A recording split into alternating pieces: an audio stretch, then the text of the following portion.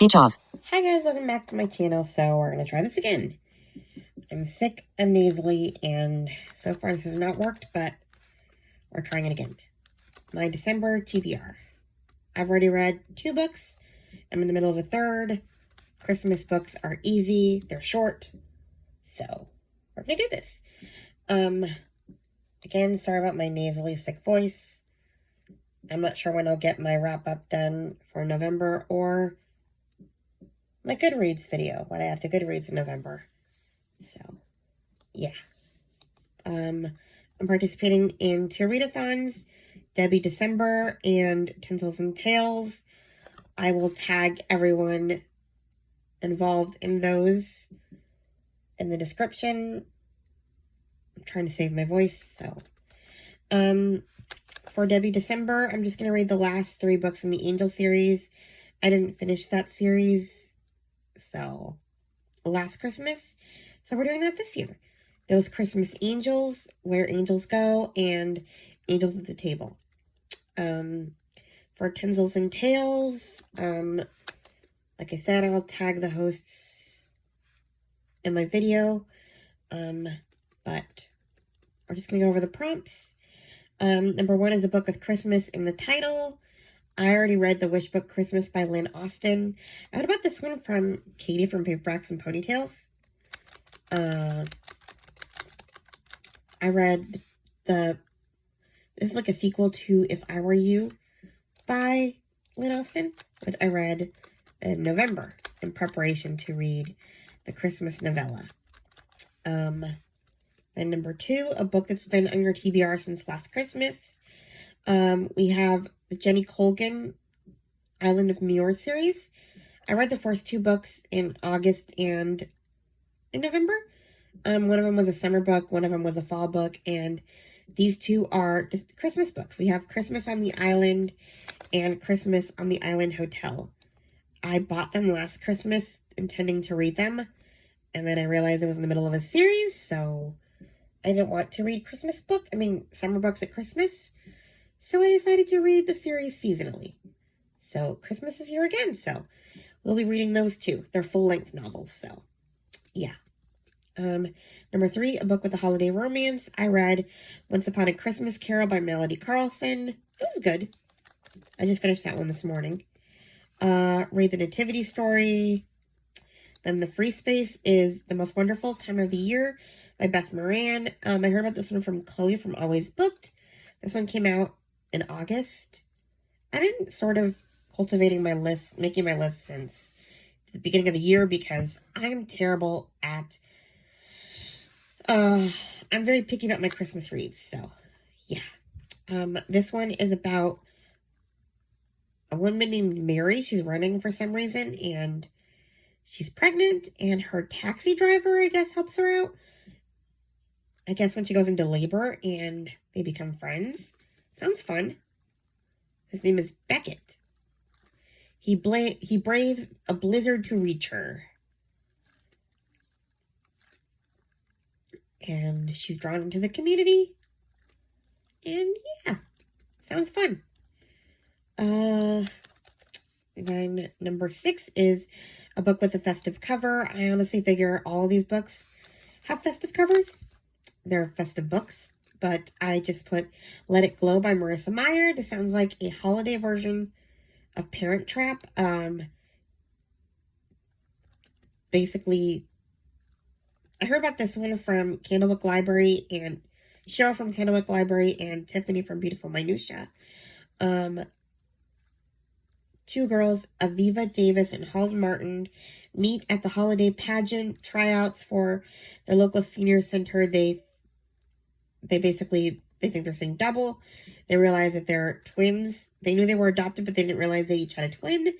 And they decided to swap places to see how each family celebrates the holiday. I'm guessing one of them is Hanukkah, one of them is Christmas. I'm not sure.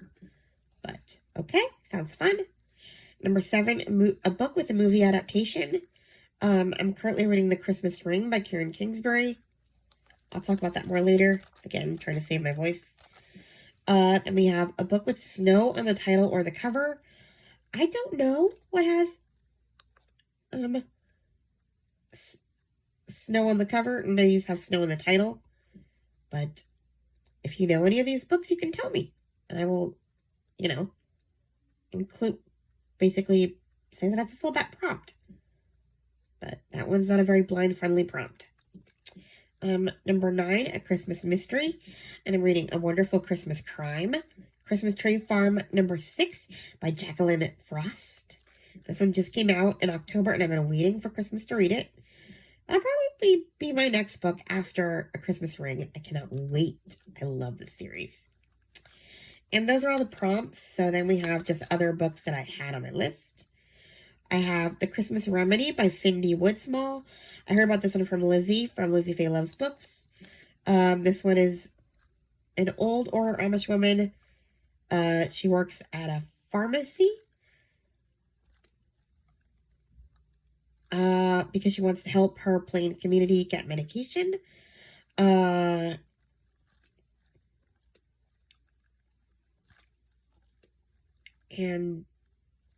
yeah, I guess she falls in love, but she can't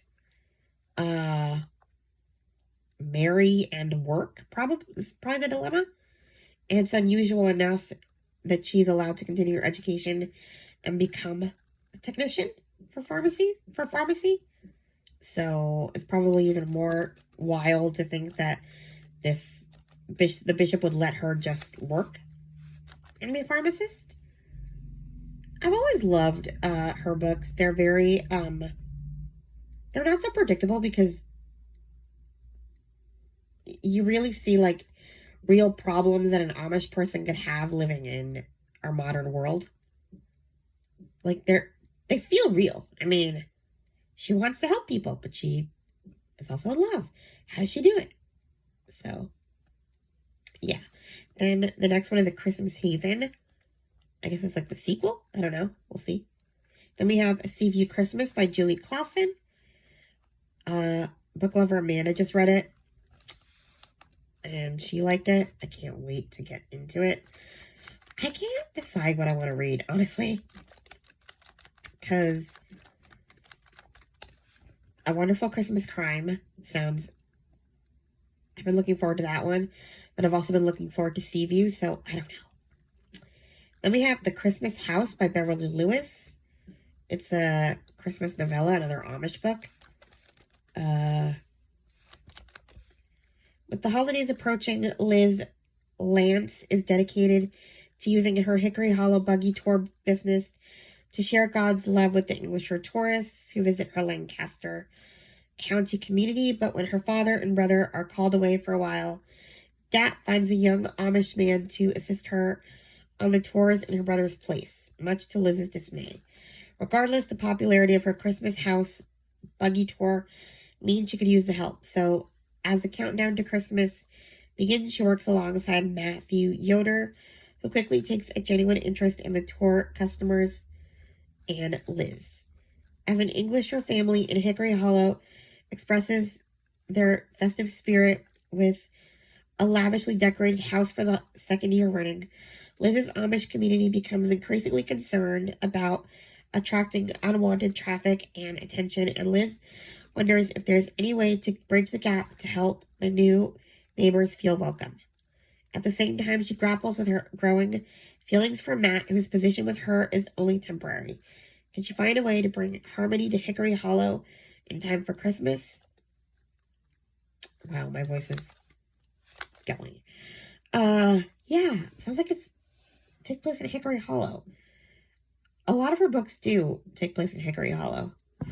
There's a whole series called Home to Hickory Hollow, and then the Confession series also takes place in Hickory Hollow. So I guess there's overlap. But it doesn't sound like there's any particular order to these books. I don't know. Then we have A Merry Little Lie by Sarah Morgan. This one also just came out in October. Basically, this whole family gets together and they all have a secret. Different family secrets.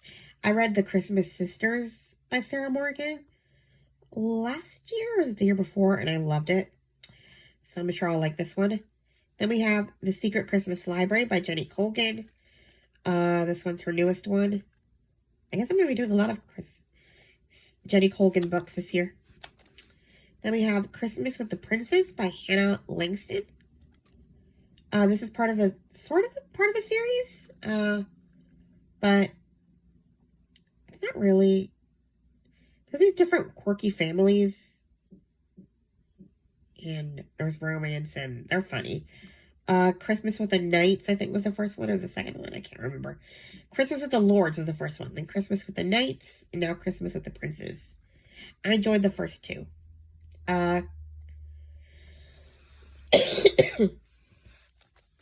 Sorry. But yeah, it was great.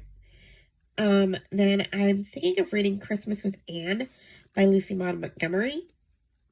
And then I have 2 books by Courtney Cole that I heard about from Book Lover Amanda, Home for Christmas, and The Christmas Dress, Home for Christmas. Sounds like a Christmas time travel. I don't know if I'm going to read those. I borrowed them from the library, but I'm kind of, I don't know. I'm going to get more excited about the ones that I already own that I want to get to, like Seaview and the Christmas Tree Farm book. So, yeah, I don't know. We'll see if I get to those or not. I might return them. I always do that. I end up borrowing books from the library. They sound good in the moment, and then I want nothing to do with them, and I end up reading what I own, which could be a good thing. I don't know. But, yeah. Another thing, there's an Audible sale going on at the moment, a site-wide sale until, I think, Sunday. So if anyone has any good book recs for me, Christmas or otherwise, that'd be great. Yeah, I thought I'd give you a heads up, and you guys can cheer me up with some book recs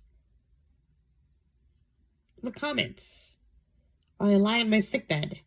I've been sick for 2 weeks. This sucks.